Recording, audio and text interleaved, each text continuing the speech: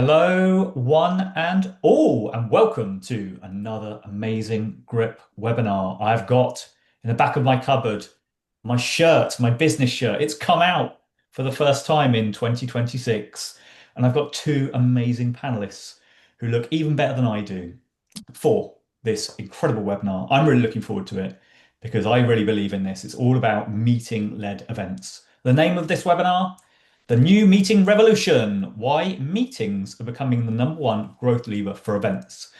And that's certainly true at Grip. We have so many new business inquiries and they come to us because of meetings. And we know and we're seeing that all of these large conferences, trade shows, and even the medium-sized ones and the small ones are adding meetings to their shows. Whether that is pre-scheduled meetings where the organizer arranges them, or whether it's where your participants arrange them themselves. And we have two great panelists today who have very great insights from both sides of that spectrum. And as we know, today it's all about these meeting-led events. So, it's connection over content. You can get the content wherever you are, looking on your phone. All these keynotes are uploaded to YouTube. But what you can't get in an in-person event that's perfect for these sorts of things is meetings. You can't get that online, but you can get it in person. And that's why we've got these two absolute geniuses when it comes to meeting-led events. We have Sophie Wawro, CEO and founder of For Real Events, and Nadira Ramatally, the marketing director of Clarion Events. I'm going to come to you first, Sophie. Tell us a bit about you and what you do. Thanks so much, Hugh. It's really, really nice to be here talking about one of my favorite topics. So I'm the CEO of For Real Events, which is a boutique consultancy working with B2B organizers who are ambitious about the events that they're trying to build and building some of the best events in the world.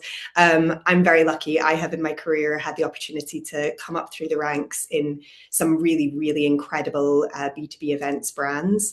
I started off my career at Money 2020 and Bet in Essential World as was, and I have recently been working at Hive as the president of ShopTalk. So both of those events brands have been very meeting led, very meeting heavy. So this is, yeah, like I say, one of my favorite topics. Thank you very much. Lovely to have you here. And Nadira, tell us a bit about you. Yeah, thanks, Hugh. So I'm Nadira Ramatally, and I am marketing director of Clarion's gift and souvenir portfolio. We have 6 events that run primarily in the fall of the year, various sizes ranging from national size events in our Vegas show and smaller regional events to our hosted buyer event, which is the Gathering. So the Gathering really is all meeting based, and we do have meeting based components at some of our other events as well. That's called our match program. So been working in this space for the past 6 years, and I'm looking forward to talking more about it today. Thank you. And we're looking forward to getting all your brilliant insights and stealing everything from both your brains of all these events that you've worked on that have lots of meetings in them. And we're going to take some of your strategies and put them into our own events, hopefully later on down the line.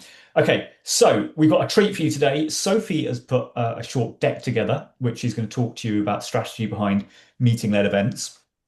Sophie, do you want to share your screen? Give that a go. And then we'll get into the kind of in-depth discussion around how we do these things. And then we got some great questions that have come in from the audience. And if the audience has any questions at all, we're not going to have a Q&A at the end. It's going to be super relaxed. Just send in your Q&As as they come up and I'll collate them and we shall answer them. Sophie, over to you. Cool. Thanks so much, Hugh. So yeah, I've been lucky enough, as I say, to work on some pretty big meetings programs in my time. So I thought we'd go right back to basics and just start thinking about when we talk about a meetings program, what are we actually talking about?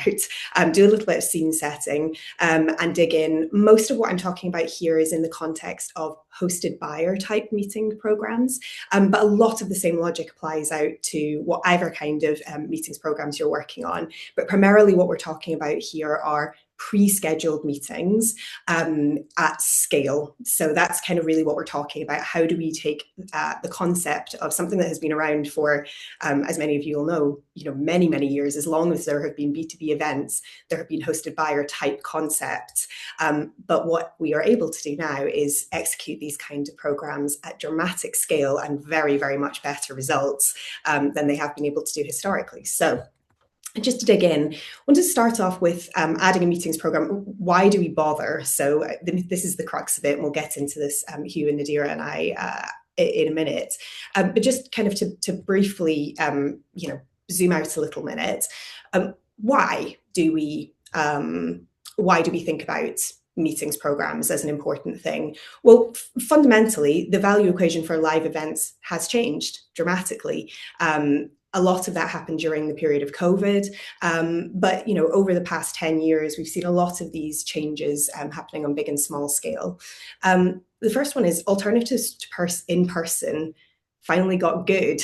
So when you used to have to go to something like an event in order to get really high quality insight, now what we find is that digital tools are able to address a lot of those same needs. So that content, really strong content need that did exist historically, is now no longer the domain of just events. So that means we've lost one of our really big differentiating qualities. That puts a lot more pressure on other aspects of the event to step up and be worth the money that you're paying, and importantly also worth the travel time, which we all know is a very, very pressure point for our delegates. Another point is that better measurement is increasing expectations from delegates. So a lot of the tools that marketers are working with now are giving them really, really clear insights into the cost to acquire a customer, the payback they're getting per channel. We know that in events world, physical measurement of the physical world is really, really tough. And events have really lagged behind in their ability to prove ROI compared to digital channels, which is leaving us pretty exposed as an industry, especially when budgets are getting tighter and tighter all the time. And what we're seeing across the board is that retention rates are being harmed by our lack of ability to be really clear on ROI if you compare to, say, digital marketing tools. Particularly since pandemic, what we're seeing is people are placing greater importance on near-term flexibility. So that means that they're holding out for much more in the way of concrete signals before they'll decide if they're going to go. So that might mean who else is going, the final agenda, confirmed meetings. And that's putting a lot of pressure on event organizers to be able to prove momentum before it's actually built. So we're trying to sell tickets early on in the process, but many events are finding that their ticket booking curves are skewing later and later and later in a really scary way. Or the reverse, actually, that they're never able to prove to build momentum in that kind of way, and therefore they're not getting any of the final surge that they used to have at the end. So we're seeing both types of activity. So all of that goes to say that if you can't prove ROI with metrics, ticket and sponsor dollars are getting harder and harder to come by all of the time. And that means the more layers of value that an event can provide for its attendees and its sponsors, the easier the decision to take part becomes. But events are going to have to really, really double down on what's unique to the real life format. So not what's replicated or facilitated digitally. And the most successful events that we're seeing are the ones that are making a shift from content at their heart to conversations. So that's really starting to join the dots between what is going on stage and what's going on off stage. So that brings us to meetings programs. So when we're thinking about a meetings program, how does that change the game in terms of those factors that we've been talking about? Well, first of all, it's a really, really clear double down on what the real life format does best. So face-to-face conversations deliver real trust and momentum that digital channels find really, really hard to replicate. So if you think about tools like LinkedIn that are really fantastic for lead gen, what they're not great at doing is really building trust. And a great meetings program reminds your audience why they still have to come to your show, why they still have to be part of it, what they can do in the physical environment that they can't do anywhere else. It's a really, really powerful tool in terms of efficiency. So I know there are a lot of event operators and event organizers on this webinar today, and you will have all felt that same pressure, that a lot of what the pain point that we have when we're talking to our customers these days is not actually about return on investment, it's return on time. Our customers are so time poor, and they are really, really looking for which tools and which channels are going to really, really be an efficient way for them to get done what they need to get done. So what structured meetings do is they make the process, all of the process that used to happen in a very kind of serendipitous, floaty way, much, much more efficient and intentional, but don't turn the show into, you know, a pure sales activity. So what you'll see is often the events that have meetings programs will be talking about using language like, we do 3 months worth of meetings in 3 days, that kind of thing. So really doubling down on that kind of efficiency point. One really important dynamic for most events, and we do have obviously ecosystem events as well, where it's not a kind of pure buy side, sell side type of event. But what we do find is that for most events that we look at in the B2B space, particularly, increasing the size and the quality of the buyer audience, if there is one, is the single most critical driver of success. And a meetings program is a really effective way to be able to boost your buyer audience in ways that we can talk about. It does a fantastic job of making your ROI visible and measurable. So all of a sudden you go from having very little data about what's happening at your show to really concrete, exact meetings that took place, exact satisfaction rates, exact numbers on who's meeting, why they're meeting, what variables led into that decision, all of those kinds of things that really allow you to maximize your story that you're telling in future years. It's a great low friction sell for sponsors. It's a really good entry level point for sponsors to come in if you do have sponsor sales as part of your meetings program, and you can sell quite down to the wire. And generally they're commercially self-sustaining. So what we do find is that well-designed meetings programs are fantastic for really taking a huge powerful product and making an entire extra product stream for it. So those are kind of the big picture pieces. Wanted to really quickly skip through to show you what it can look like. I worked on the launch of the meetings program at ShopTalk portfolio of events, which are events for the retail community. So on the one side, we had retailers and consumer brands, on the other, tech providers who are selling into those retailers and brands. And we think this was one of the biggest meetings programs in the world in the B2B space. So ShopTalk, you can see in some of these visuals that the ShopTalk shows run about 100,000 meetings a year, including 50,000 at the biggest event, which is taking place in Las Vegas. You can see in some of these graphics, there's over 2,000 tables at the main ShopTalk show, which means that they can host over just about 4,000 people simultaneously taking meetings. It's something that would have been absolutely impossible to do prior to platforms like Grip that came in and allowed us to democratize the meetings process and do it at scale. So you can see how transformational that is in terms of, as an event organizer, being able to go from all of that activity happening, you know, through serendipity, maybe those people never find each other, through to this highly organized, hyper efficient way for every single person at the show to be able to meet exactly who they want to meet. So it was a real revolution for us when we introduced that program. And some of the things that we learned from that. So in terms of best practice, some of the things that we found really, really useful, and we'll dig into this in more detail when we have a conversation about it, but the things that elevate the operating standard, one is double opt-in. So I know we talk about meetings programs, and how is that different from just kind of enabling meetings to happen, say, through your app, and for people to reach out to each other kind of ad hoc to suggest meetings. A really well-designed meetings program from our point of view always looks like a double opt-in program, which means that you've got express interest on both sides before a meeting is scheduled.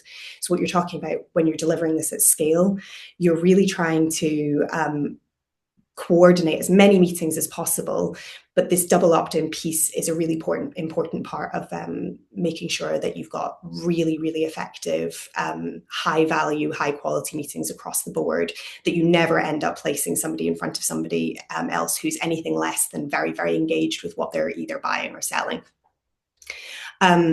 Peer-to-peer conversations, not product demos on blast. So that means really training your sponsors to have the right kinds of conversations that add value here. So what we tend to find is that when you have sponsors that they know in advance who they're going to meet. They're very prepped for who they're going to be meeting with. They can see in advance. They can plan for those exact buyers. It means the quality of the meetings is very, very different from just ad hoc conversations that are scheduled through the show. We always suggest designing to maximize attendance, and that means giving the meetings program room to breathe. So really thinking about things like dedicated time in the agenda where it doesn't clash with other things that your attendees might want to do. That means that you're not going to lose them all of a sudden out to some other program and have people not show up. In terms of meetings programs, that's really what you're trying to design against, is no-shows. That's kind of your worst case scenario. So really designing for that maximal attendance. Quality assurance guarantee, that means I'm a really big believer in this one. We as organizers should be taking responsibility for the connections that happen at our events. We should be taking responsibility for ensuring the success of the programs that we run. And that means we should also feel confident as organizers that we can say, if a meeting doesn't take place or if it's not at the quality that we promised you it would be, we'll give you your money back. So I think from our point of view, a well-designed meetings program shouldn't be scared of offering guarantees to its participants in terms of quality. We've always found that concierge-led is a really, really good way to run a meetings program, because that takes the perfect blend of the really powerful technology that something like Grip enables, but it layers on top of that a really VIP white glove customer service approach, and the blend of those two is really, really powerful. And making sure that it operates at the same high bar as the rest of your events. I mean, it's one of the things that drives me absolutely bonkers, is the fact that we spend our entire lives for many of us, really fixating on things like look and feel of our shows, how we're going to make sure that we get, create an amazing experience with our sponsorship opportunities, how we're going to create the best parties, the incredible content with the best speakers. And then we just leave networking completely up to chance. So what we really encourage our organizers to do is see this as a critical part of your show delivery. Treat it with the same respect as you would treat your expo. Treat it with the same respect as you would treat your content program. You would not leave those things up to chance. Do not leave networking up to chance. Take responsibility for it. Hire staff against it. Take it seriously. It's a really, really important part of what you do. Hugh, I'm conscious that I'm running on a little bit. Do you want to go into economics bits, or do you want to come back for it later? No, go for it. Yeah, just if you rapid fire through it, that'd be great. Do a rapid fire. I wanted to show you just really, really quickly, when we're talking about, sometimes it can be really, really hard to visualize what it actually means to have a hosted buyer program as a product line. So what I wanted to do is just take some of the inputs that we've had from some of the customers that we've worked with and some of the shows that I've worked on, and just give a kind of a general, it's a relatively conservative view actually on how much money you can make as an organizer from a well-organized meetings program. So just a couple of guardrails around it. We're assuming that a buyer would take 5 meetings, travel stipend is in there and a free ticket, about $1,000, and that we're selling meetings about $750 each, which should be very achievable for most shows. It might sound a bit outrageous, but if you think about the cost to acquire a customer, it tends to be a very, very good value way of doing it, and with a lot of proof points. We're assuming, unless I say otherwise, 200 buyers in the program, a couple of other bits and pieces there. There are some operational costs loaded into this too, and some staffing costs. I wanted to just give you a kind of a view on how it might work. So basically what we're saying is, with those variables and those guardrails in place, you can turn a margin on buyer numbers that are as low as 100 buyers. It's really, it can be done at even relatively small scale and still be a really strong profit channel for you. So if we start to think about increasing up to 200 buyers from 100, you can start to see how it works out. And obviously, when you get to huge scale, it can be a really sizable proportion of your revenue. At ShopTalk, for example, we worked up to somewhere in the region of 2,000 buyers in our program. And it was as important a channel for us as tickets were in terms of revenue, really, really significant. So you can start to see that's even, just scaling from 100 to 200 buyers, you can see the difference. But going up beyond that, it can be, an extremely significant part of your revenue. Thinking about also just some of the other variables you can play with. The travel stipend that you offer, if you choose to do that. Most programs offer a free pass. Some also offer a travel stipend. Sometimes they're variable depending on, you get more stipend if you take more meetings, for example.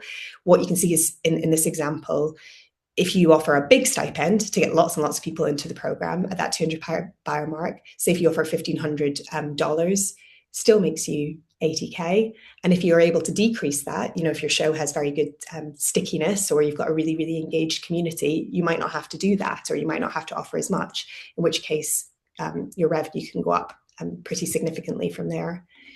Just another variable that you can have a look at to see how you might play with it. This just shows you what happens if you change the cost of a single meeting. You'll have a view, and also, over time, your ability to charge big numbers for your meetings goes up as your customers start to rely on it and start to know they can rely on you to deliver them.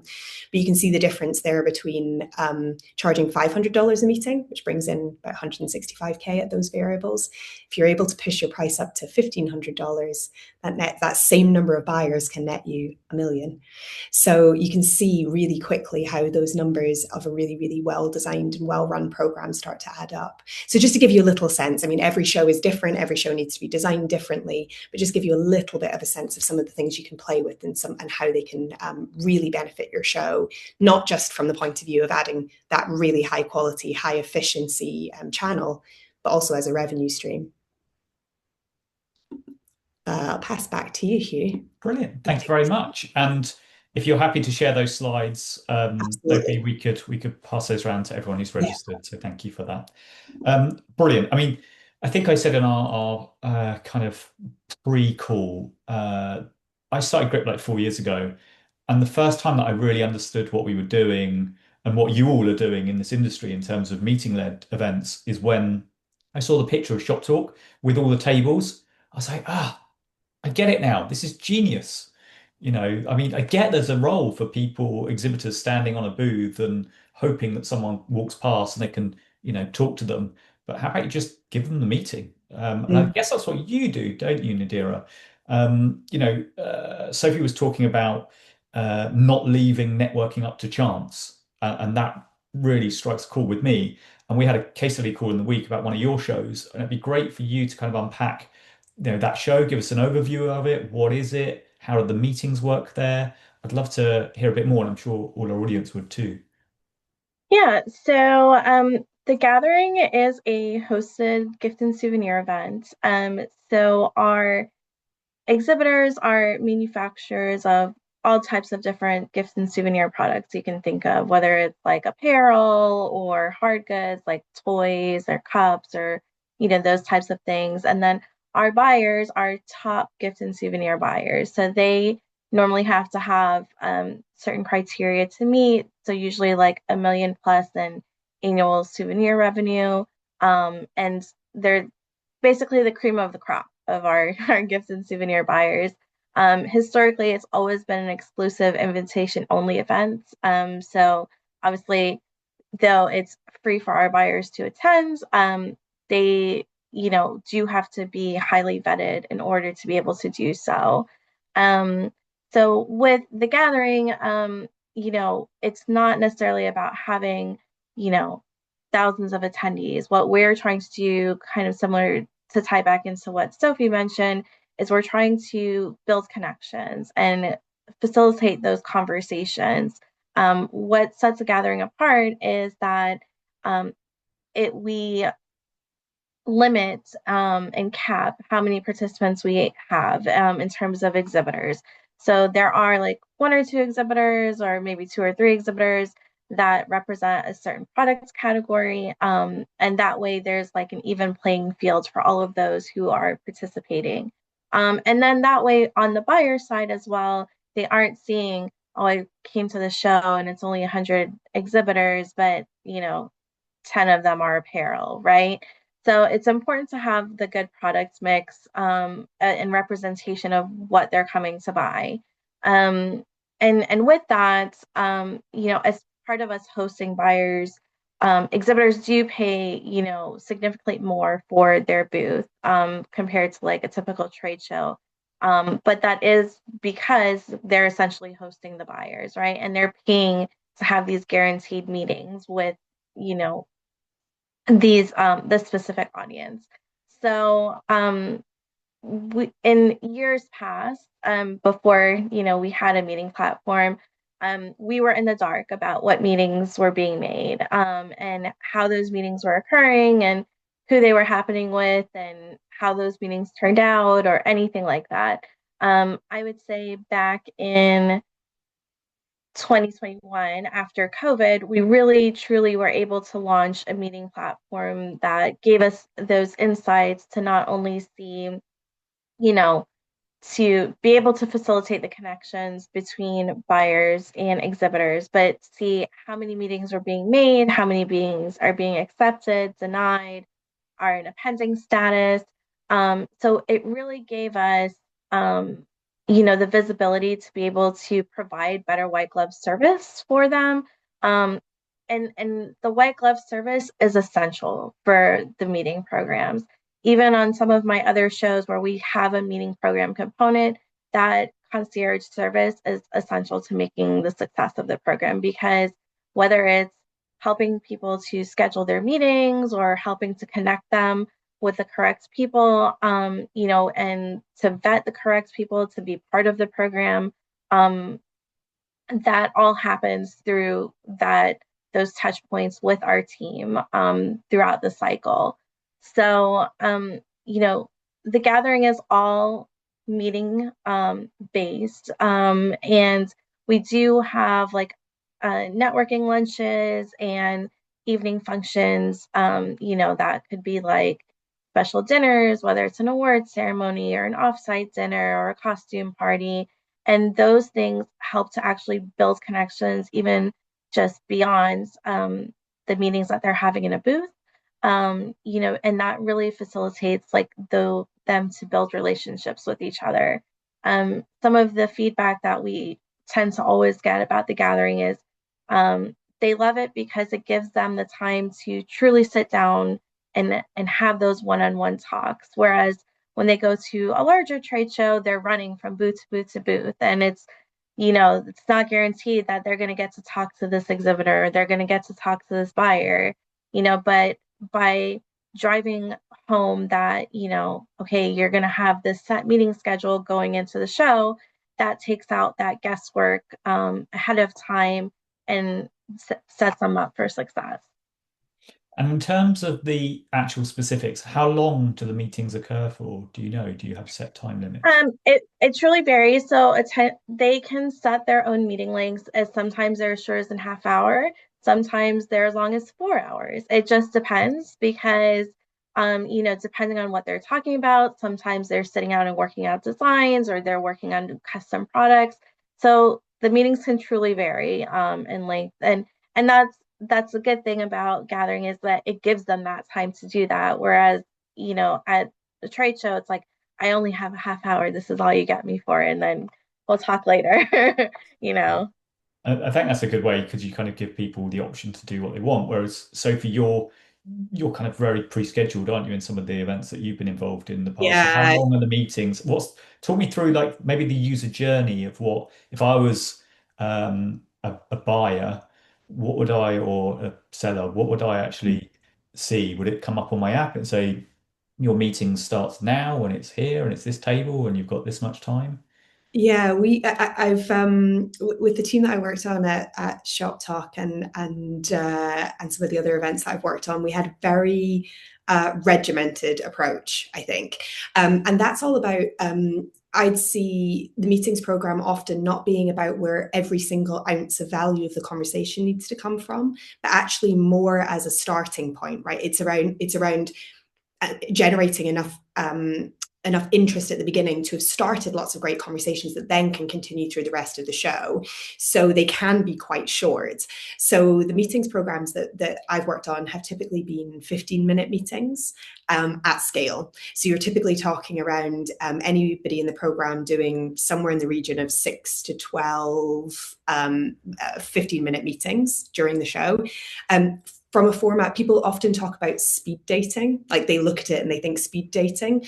It's not that much like speed dating from the point of view of there's no serendipity involved. Everything has been pre-scheduled. So there isn't actually a huge amount of luck involved.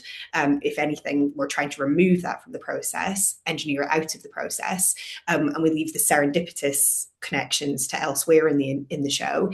But in terms of the process that the attendees go through, typically what will happen is they'll join the program. So the buyers typically will be looked after by maybe somebody with something in their job title like community manager or ecosystem manager, or it might be an actual salesperson who looks after those types of people. They'll bring them into the program, and then from that point they will complete a profile, explain everything about their challenges and their role and what they're trying to do and technology they're trying to procure. And, you can go into as much depth as you like to try and really understand what makes them tick and what might move the needle for them. It's obviously an amazing data gather exercise as an organizer as well, because the information you gather as part of that you can use for matching, but you can also use it for a million other things to try and help you do better content, better marketing, better everything. So it's an amazing opportunity to do that. Once everybody's completed their profiles, we would normally advise everybody stopping at the same time. And then at that point, once you know that all the profiles are complete, then they become visible to everybody else in the program. They'll have some in the grip format, for example, we'll give them some recommendations on who we think that they would be interested in meeting, but ultimately we'll let them do their own deep dive into the list and work out who's interesting to them. They'll do some selections on, who they really want to meet, who they'd quite like to meet, who maybe they don't want to meet at all. We'd then normally go through a process where we show them who's interested in meeting them and do the same thing in reverse. Who of those people who's interested in meeting you would you be interested in taking a meeting with?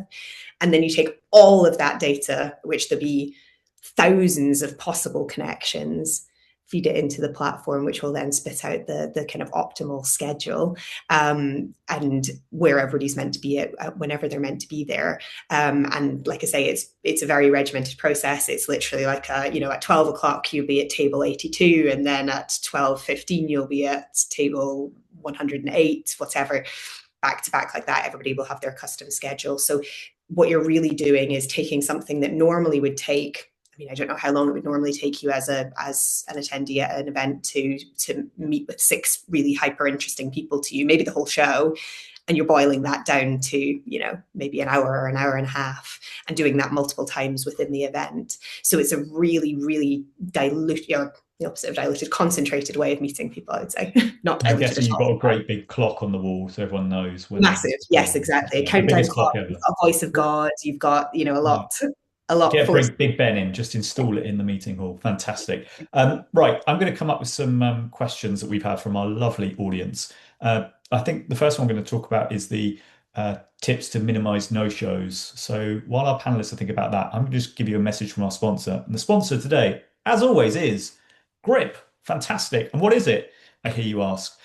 It's our next webinar, Conversion by Design, how to increase paid registrations. So this is all about if you have an event that has a paid registration, then we can help you increase conversions because time is money.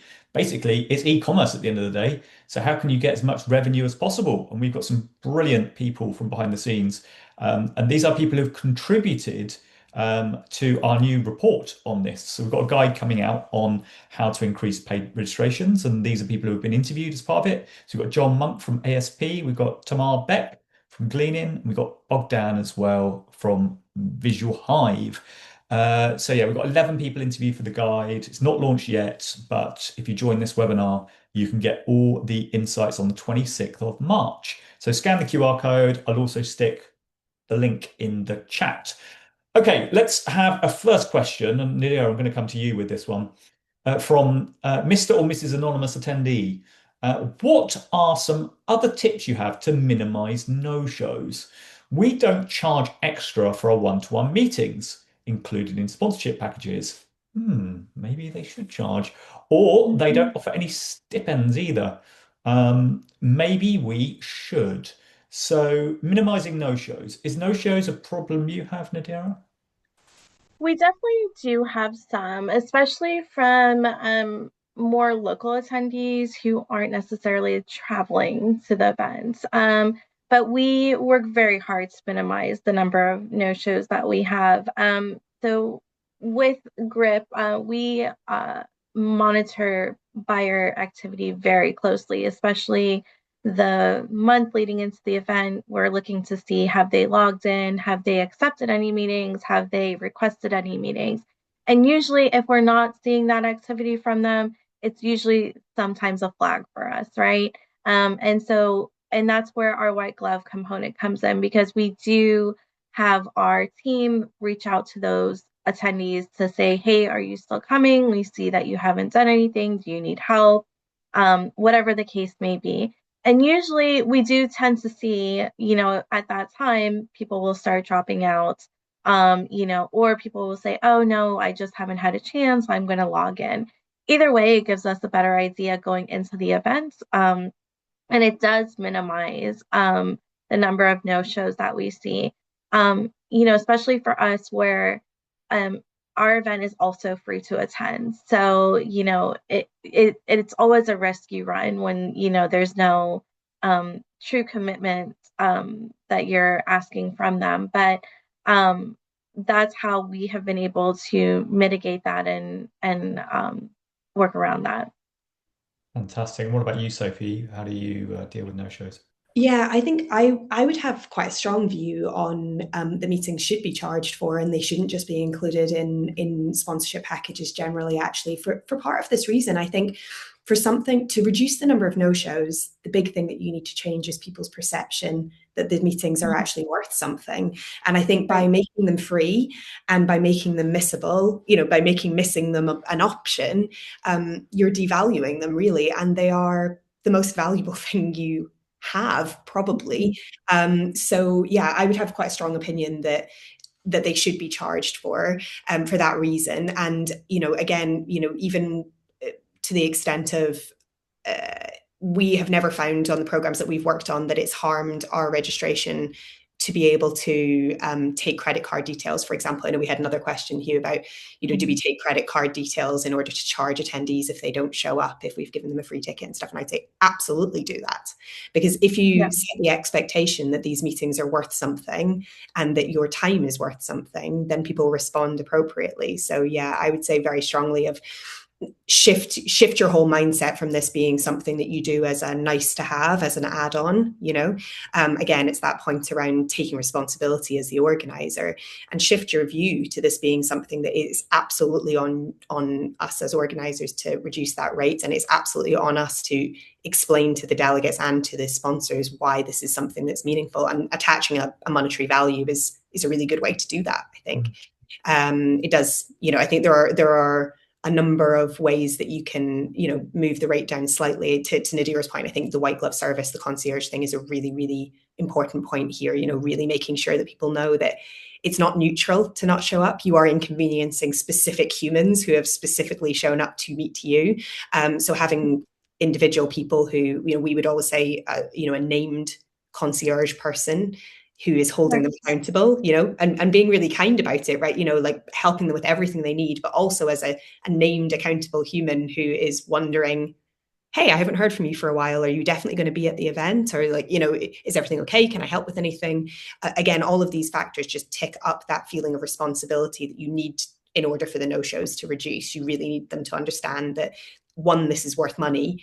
Two, there are consequences if you don't show up. There have to be consequences, whatever they are. And three, that people will care.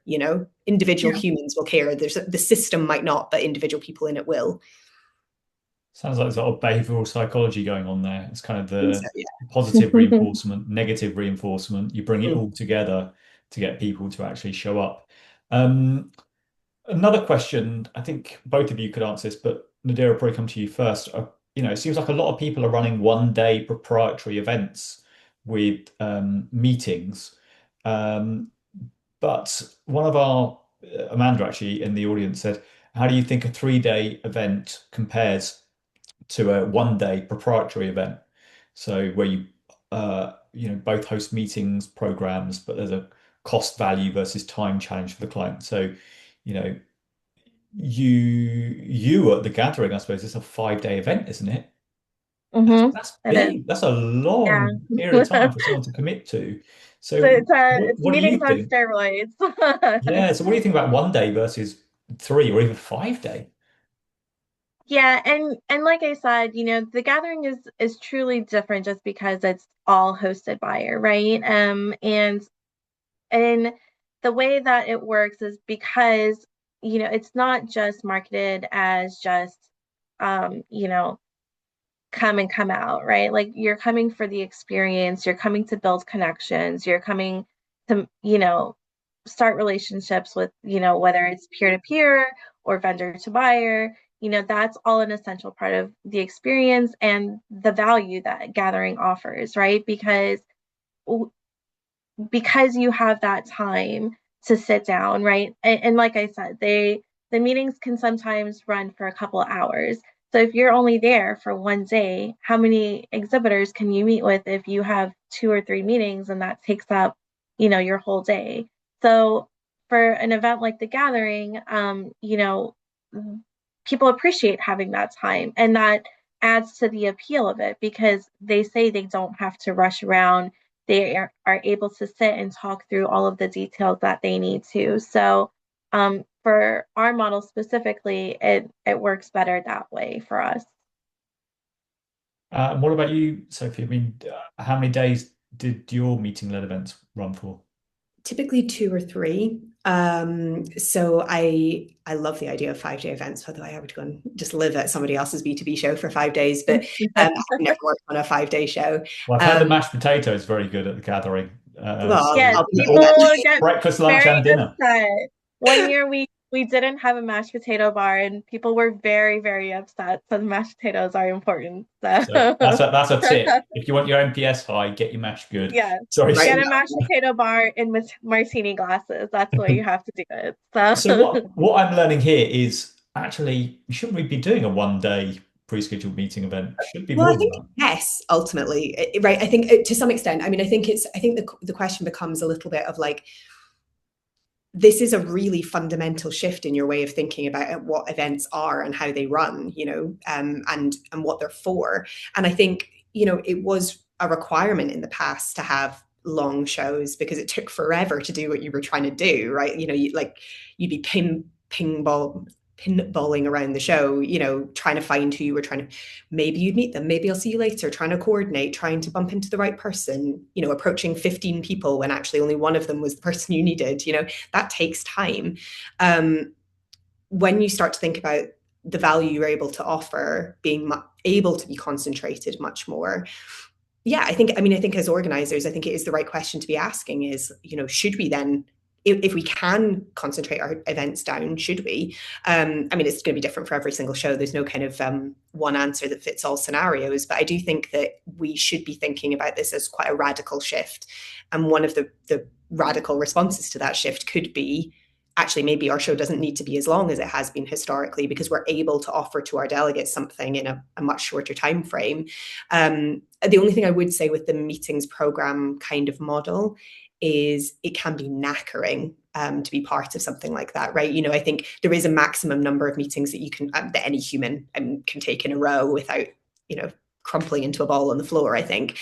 So I think there is always, to Nadira's point, there is always value in room to breathe. And I think there is also that always, you want as events always to have a combination of efficiency and serendipity. The serendipity doesn't go away in terms of importance. It just maybe it's not anymore the only thing that our events rely on. And there does have to be some space to breathe for that to happen too. So I think it's all about a balance, but I do think that the events overall will tend towards slightly shorter, more concise models. And you mentioned there about efficiency. Now, we've had an anonymous attendee ask a question, and I promise it's no one from Grip, but they say, what software do you use for matchmaking and coordinating their Would you tables, like to meetings, answer that one, location? Hugh? Yeah, I think Tim Group submitted that one. Yeah. You use for matchmaking and coordinating their tables/meeting location. How soon before the event do you invite people to make their meeting requests? That's a big one, isn't it? That's a huge one. So, Nadira, I'll come to you first because there's this whole concept of when do you make the app live? And if the app isn't live and it hasn't got all the data in it, how can anyone make, meetings and start scheduling them?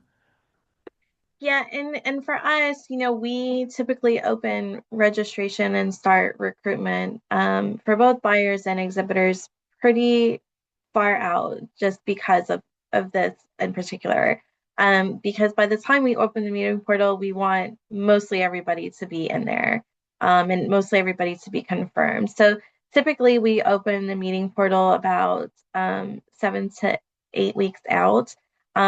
We've actually tested this over time because, at first we used to open it really far out and then we didn't necessarily get all of the engagement because people waited until closer to the show to start engaging and actually going in and accepting their meetings and stuff. And so this is actually something we added to our surveys to get feedback from, both exhibitors and buyers to try to find what that sweet spot was.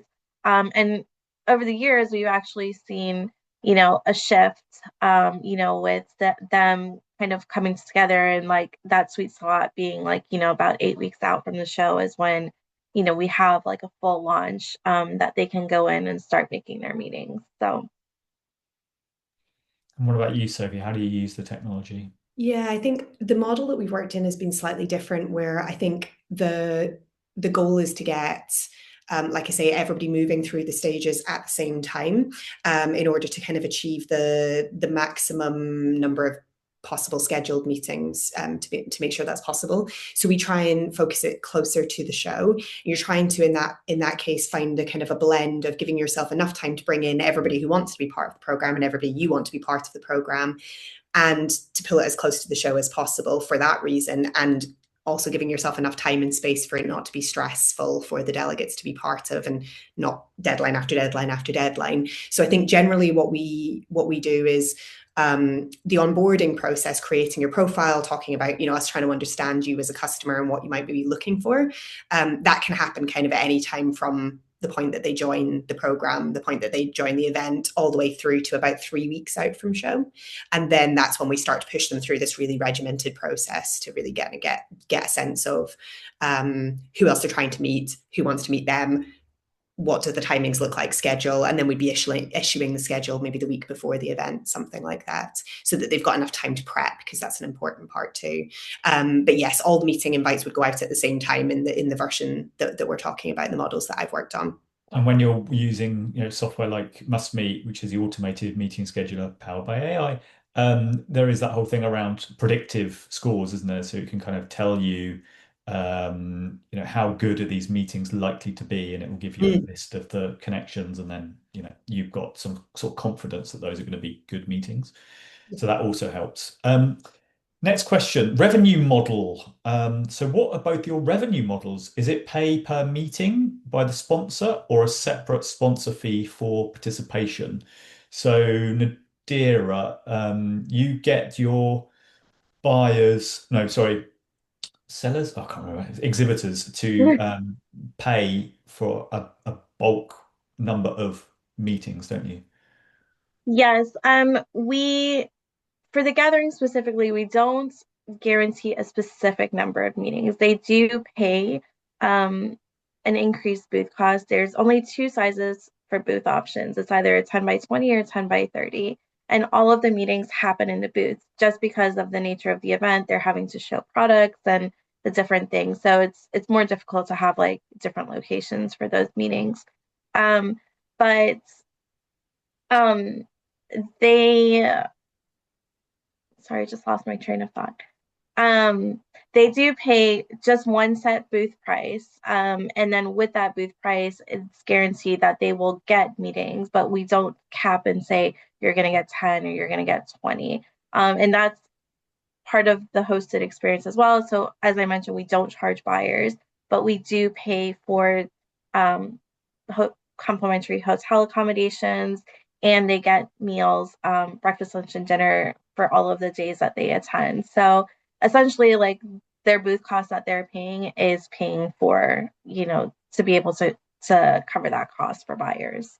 So it's like a $20,000, whatever, large Mhm. fee, pay that, Correct. you get a bunch of Yeah. meetings. I get the sense that, for you, Sophie, your model might be slightly different in that it's guaranteed meetings or you're really pushing for that. Whereas Nadira, your shows are such legacy, they're so well known that it's like you're going to get the meetings when you go to these shows because they've been going for Right. years and years and years and years. Everyone goes to them. They're kind of an ecosystem event for that particular industry.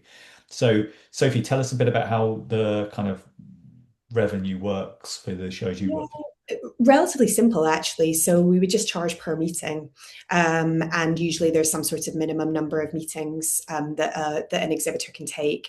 And then as an organizer, we would normally advise some sort of maximum that we think is the maximum number that is likely for us to be able to schedule based on the size of the buyer audience. So obviously, if you have 200 buyers, there's going to be some sort of upper limit on how many of those buyers are relevant for any given sponsor. And yeah, so that we wouldn't have normally a participation fee for being part of the program, but they would obviously, in the types of shows that I've worked on, they are paid for shows typically. So that means that everybody who's part of the program will have paid for a ticket or had their ticket gifted if they're one of the hosted buyers. So they're paying to be part of the event, not specifically the program. And then the sponsors are paying for the individual meetings that they take. That makes sense. So the next question we've had is around, we might, if I kind of think that we've answered this before, let me know because we might have done, but we might not have. How do you utilize your channels to get delegates committed to meetings? And how can we ensure super buy-side delegates will also show up at the meetings or they keep declining meetings with sell-side sponsors? So I guess we've kind of touched on the fact that there are consequences for not turning up to your meeting. So you'll probably have to pay for your hotel room and flights and all of that, or you don't show up at all. But when it comes to certain channels, what are the things you could pull on to make sure that delegates commit to these meetings? Are there any other things you guys want to bring up that works for you? I can jump You in can on. start. So Yeah, you, I think for me, it's all about if you understand your delegates really well, you know what motivates them, right? If you know your buyers really, really well, which you should do, you'll know what is valuable to them, and that's the thing you offer them in exchange for taking the meetings, and you make it very clear. So it might be for the programs I've worked on. Typically, that's been some sort of combination of a ticket to attend if the ticket is worth something monetarily, and money for their travel or their hotel or whatever makes it easier for them to be there. But it doesn't have to be those things, right? It could also be it could be access to something, or it could be access to particular lounge or speakers or whatever it is. But ultimately, you have to have something that is worth something to them to bring them into the program. I think often people come into the program because it is a great way to do a load of supplier meetings really fast, and often that's what they're coming to events to do. But I think unless you have brought them in with a promise as the organizer, it makes it very, very difficult for you to then move the needle on how many of them then show up. So I think there is a requirement, whatever that looks like for your event, to really work out what additional value you can give that buyer that makes it a definite for them to be there. Even if the reason they've signed up for the program is just because they want to do the meetings really fast. So yeah, I think it is. I do think for any organizer of any show of any type, there does need to be some sort of give back to the program in order for you to have something to, not a very nice way of putting it, but hold over their heads, right? What are your carrots and what are your sticks?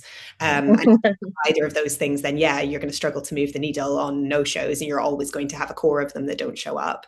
But if you are clever about your how you design your carrots and sticks, then yes, you can absolutely reduce down your rate of no shows.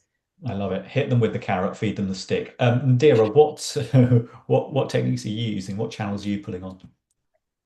Usually for us, like I mentioned, our team monitors it very closely. So for us, it's, making sure that, we're checking in with them via email, whether we need to call them, or we have actually recently in the last 2 years started utilizing a texting service because people tend to respond better that way.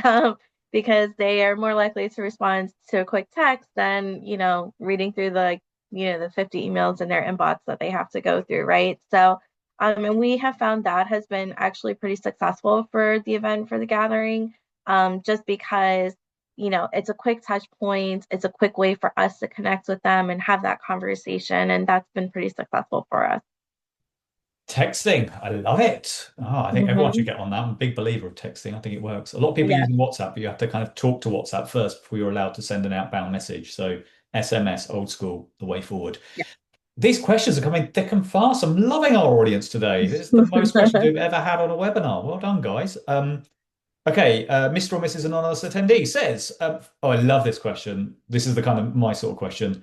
For a very stretched, under-resourced team with no budget for stipends, incentives, and no dedicated person or team to manage bespoke meeting programs, currently all being done in email invites, spreadsheets, and manual Outlook calendar invites, what would you say is the most important starting point so we can walk before we can try to run? I love that. So basically, they're saying, as everyone is these days, budgets are tight. The senior leaders want to see that it works before they're going to put any investment in. And you've kind of got to use a lot of manual tools. What could they do first just to get going, Sophie? What could be the first little steps they could take to show leadership team that there is something in this? I'm actually going to answer this question in the most annoying way, so sorry. But also, I am going to open myself up to if you want to talk I, about it, then ping me on I LinkedIn. know what you're going to say. Help. But what I was going to say is don't try and walk. The walking is the hard bit. The running is the easy bit. Um, I think it's one of those things where if you're tentative about what you approach, then yes, you're never going to have enough revenue in coming into it to fund it. And that is when it works really, really well, is it should wash its own face budgetarily. What if it's designed from the get-go with the right inputs, then what you have to do is make sure that you've got sponsors lined up against it. Clearly, that's the starting point. You have to get sponsor interest. That means that your sponsors buy, that you can bring in the right buyers.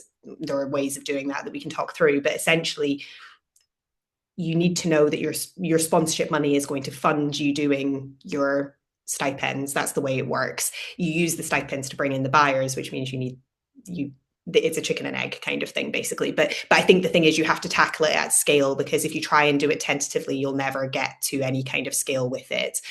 You have to go in kind of asking for the big numbers from the sponsorship side, committing that money to the buyers. The reality is you're going to be able to see a long way out for the show if it's moving. And if it's not moving, then you can always retrench, right? You can always pull back out in terms of what you're expecting to be able to deliver. But I think you have to go out boldly. You have to go out boldly, charging the amount of money that you want to charge to your sponsors, and you have to go out promising that money to your buyers. And you start to build them together that way, with one funding the other. But yeah, I'm always happy to talk about like what well-designed meetings programs look like offline with anybody who wants to ping me on LinkedIn. Right, I'm going to come to the next question. That was great. Thanks, Sophie. I think, we haven't got much time. We've got 3 minutes. So I'm going to come to you with the next question, Dira. Another corker, but just coming back to the last one, I think it kind of speaks to what my granddad always used to say, which is do it properly or don't do it at all. Because Hmm. these sorts of things, you've got to get the right buyers in the room, and it all stem from there. Unless you commit to that, That's then exactly it. it's not worth doing. Um, Martin Kelly says, what questions are you asking to buyers and sellers to determine who is a good match? How many questions? Are you using AI to gain better insights on good matches before the meetings are set? Oops, I actually muted and instead of unmuting. So for us, with exhibitors, first, like I said, we have to have like an even kind of representation. So we have to know what products they're selling, and that the level of and quality of products that they're selling. Usually with gifts and souvenir suppliers, you kind of can look into a company because obviously at a show like The Gathering, you're not necessarily like looking to bring in, the next face cream or whatever, right? I mean, while some people can just have some, have that part of their line, but there's specific categories that we represent at the show. So as far as exhibitor questions, it's really more just having a conversation with them and understanding, what they're selling, what they're looking to buy, who they're hoping to meet, and what audience they're trying to reach. In terms of buyers, we do have like a list of demographics that we're asking for. We're we're asking what kind of products do they want to purchase from the gathering? What is their annual revenue? What is their expected budget? Are they concessionaires, meaning do they buy for like multiple properties? Because all of that is essentially fed into Grip. And then that we do utilize Grip's AI to help facilitate the matchmaking between them. Just being able to say, okay, well, these exhibitors offer these types of products, and then these buyers are looking for these types of products, and then the meeting portal does that work for us. Nice. I love to end on a good promo for my own company. Anyway, thank you both. You've both been brilliant today. Nadira, how can people come and find you and contact you if they want to learn more about what you're doing? Yep, you can reach me on LinkedIn, and I can also put my email in the chat for you as well if you'd like to reach out. Great. And Sophie, how can people contact you? I'm one of the lucky ones with a very, very weird name, so I'm very easy to find on LinkedIn. But if you want to send me an email, I'm just Sophie at forreal.events. So FORREAL.events. Thank you very much. And the only thing left for me to say is remember, our next webinar is coming up. So scan the QR code, come and enjoy everything about registration. We have some expert speakers talking about it. And we had some blooming brilliant expert speakers today in our beautiful panelists. So we're talking all about meetings. And I learned a lot. There are so many takeaways from today. So thank you to Sophie. Thank you to Nadira.